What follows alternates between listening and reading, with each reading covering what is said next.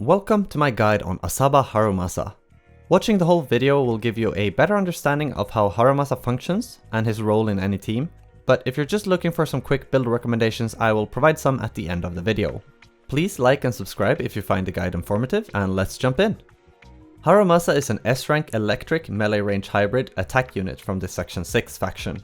He's a fast-paced, burst-focused unit that aims to output most of his damage either when an enemy is affected by an attribute anomaly or during a stun window.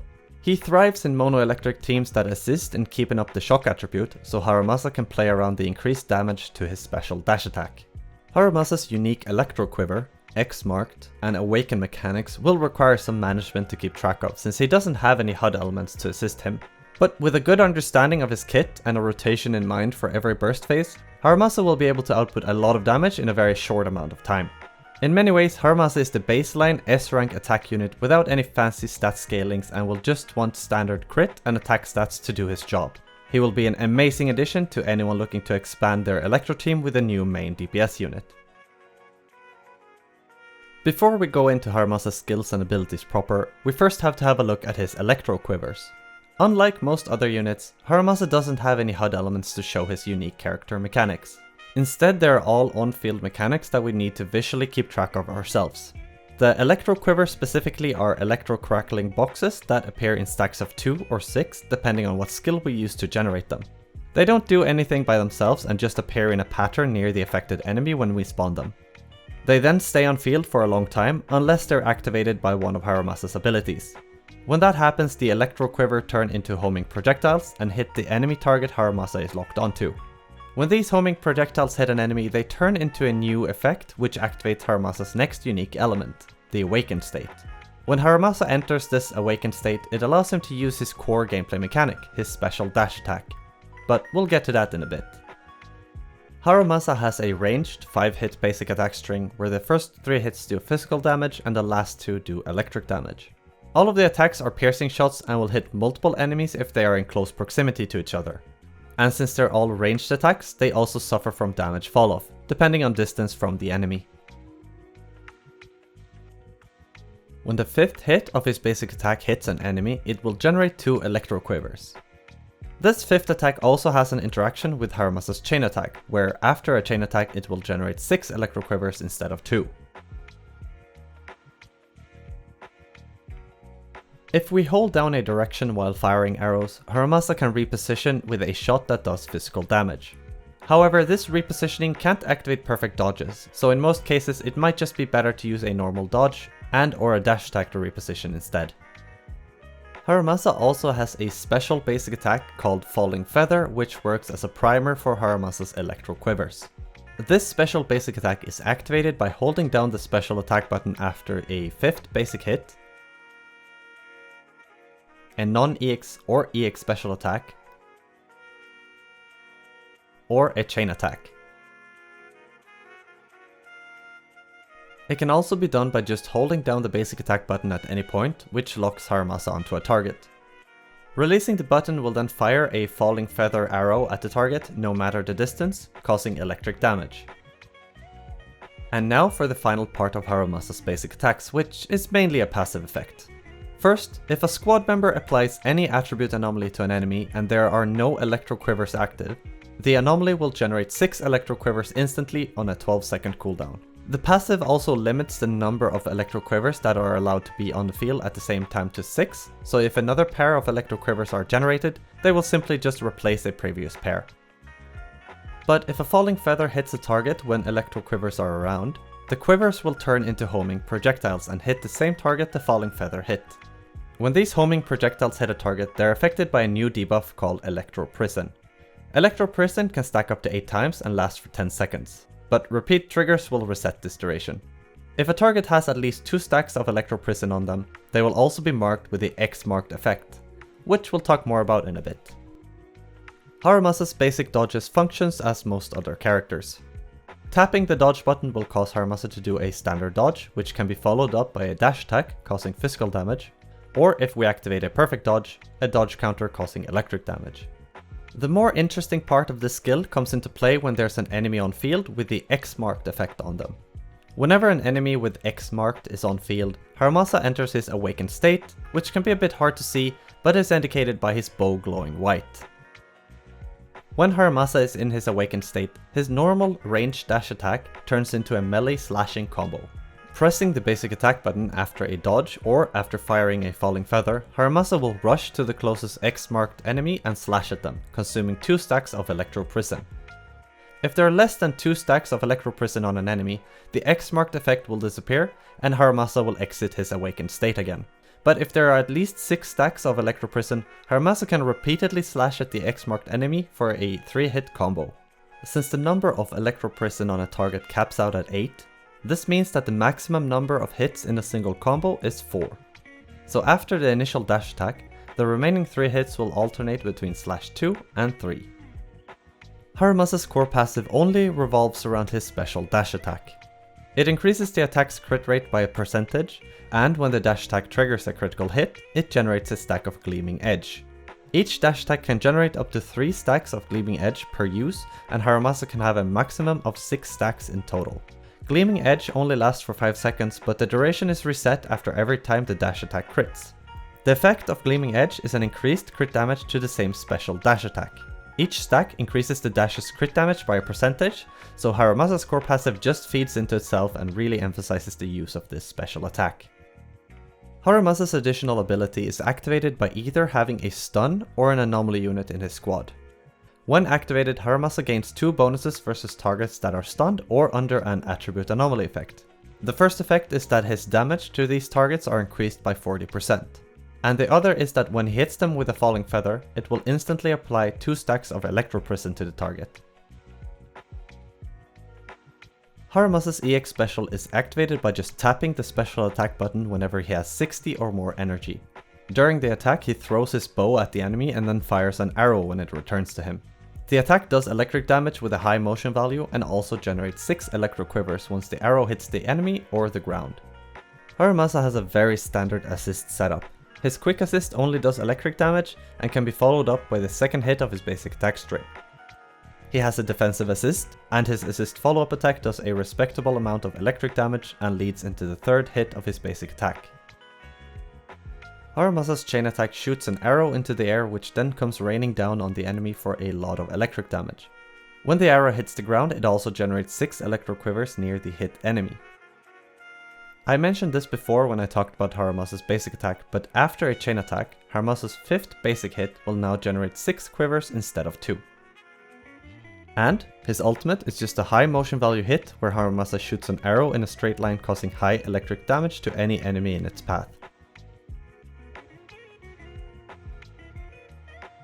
As with most DPS units, skill leveling priority comes down to maximizing damage output. And since most of Harumasa's damage will come from his special dash attack, this is his highest priority to level up. His core passive also feeds into the dash attack's damage, and should be equally prioritized for the increased crit rate and damage with higher levels. The next priority is the ultimate and chain attack. This ability of course double dips into 2 very useful skills for Harumasa. His playstyle comes down to doing most of his burst damage during stun windows, which means that the chain attack will come into play a lot. And the ultimate is a nice bonus that we'll try to use during the stun window as well. We will be using basic attacks a lot during downtime and when building energy, which leads into more EX specials as well. But neither of them are a priority to level to a higher rank, since their main use comes down to generating electro quivers as fast as possible. Both of these can be left at a lower level, along with his assist, without any real detriment to Harumasa's playstyle. Harumasa has a very easy to understand damage window thanks to the additional ability increasing his damage during an attribute anomaly or during a stun. So regardless of squad setup, he will want to unleash as many dash attacks as possible when either of these events happen. However, a stun window is going to be the preferred time to unleash everything, since we have the stun damage multiplier on top of the 40% increased damage from the additional ability. This means that while an anomaly focused team will work well for Harumasa, a squad that focuses on faster day cycles will be the preferred team setup. This is also emphasized by the fact that Harumasa's chain attack will give him access to more dash attacks, thanks to its interaction with his 5th basic attack. So the game plan for Harumasa is going to revolve around 2 phases, the preparation phase and the burst phase. During the preparation, we just want to weave between Harumasa and his stunned squadmate to output continuous damage while building Decibel, energy, and output as much daze as we can. Then, as soon as the daze bar is filled, the burst phase begins with the squad's chain attack. We want to end our chain attack on Harumasa, which will generate 6 electro quivers on field. We immediately trigger these quivers with an aimed fallen feather into a dash attack and 3 slashes. After the 3rd slash, we can just keep attacking since we enter the 4th basic attack after the final slash. And then the chain attack have made it so that our 5th hit will generate another 6 quivers. Again, we activate these new quivers with another aimed fallen feather and do another set of slashes. At this point, if we have 60 energy, we can hold down the EX special when the last slash is finished and generate another 6 quivers that will instantly get triggered, which allows for yet another dash combo. However, we might want to cancel this last combo early if we have our ultimate ready. Depending on stun duration, completing 3 full set of dash combos and using an ultimate might not be possible, and we definitely want to use the ultimate on an enemy with a stun multiplier on them. This combo might look a bit overwhelming at first, but it's actually very easy to do once you get a hang of it. The only thing I've noticed that can ruin the combo is if we hold down the EX special too early after the 2nd round of slashes, which will cause the combo to end and leave Harumasa just standing there sheepishly. So to make it as easy as possible to understand, I'll slow down the combo and include the buttons needed for each part of it. As a baseline burst combo, this will be enough in any scenario. We might be able to optimize this combo if we include some animation cancels here and there, but this is beyond the scope of this video. Instead, a more simple way to increase the combo's damage is just to include squad members that will buff Harumasa or debuff the enemy in some way.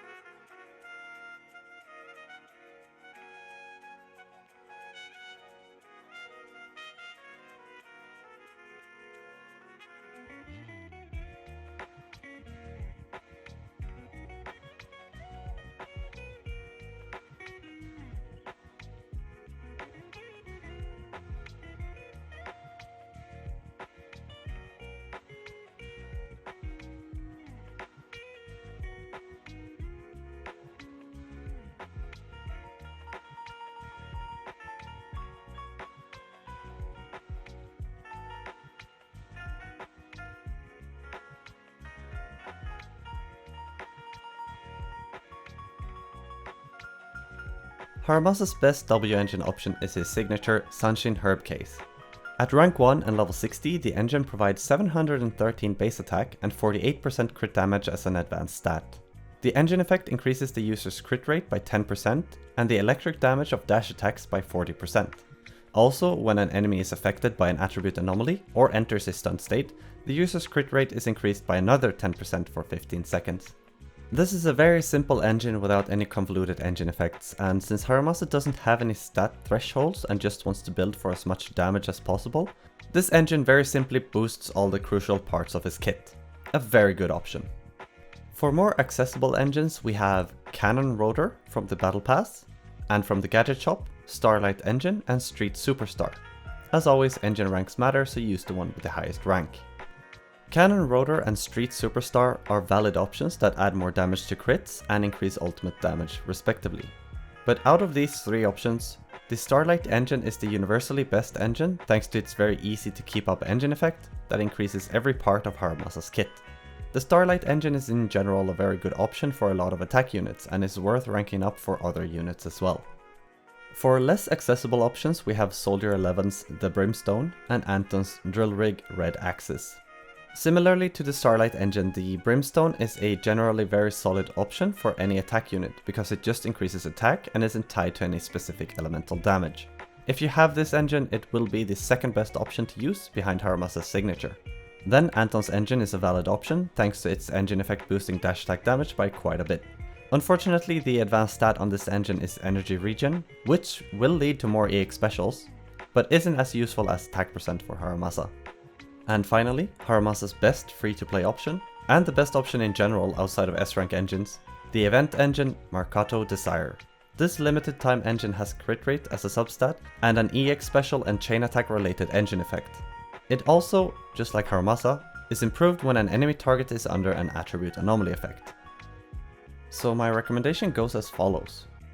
Signature, the Brimstone, Mercado Desire, Starlight Engine, Cannon Rotor, Drill Rig, Street Superstar. With how much emphasis Harumasa's kit revolves around hitting stunned or anomaly affected enemies, his best 4-piece drive disc set is going to be the Thunder Metal set.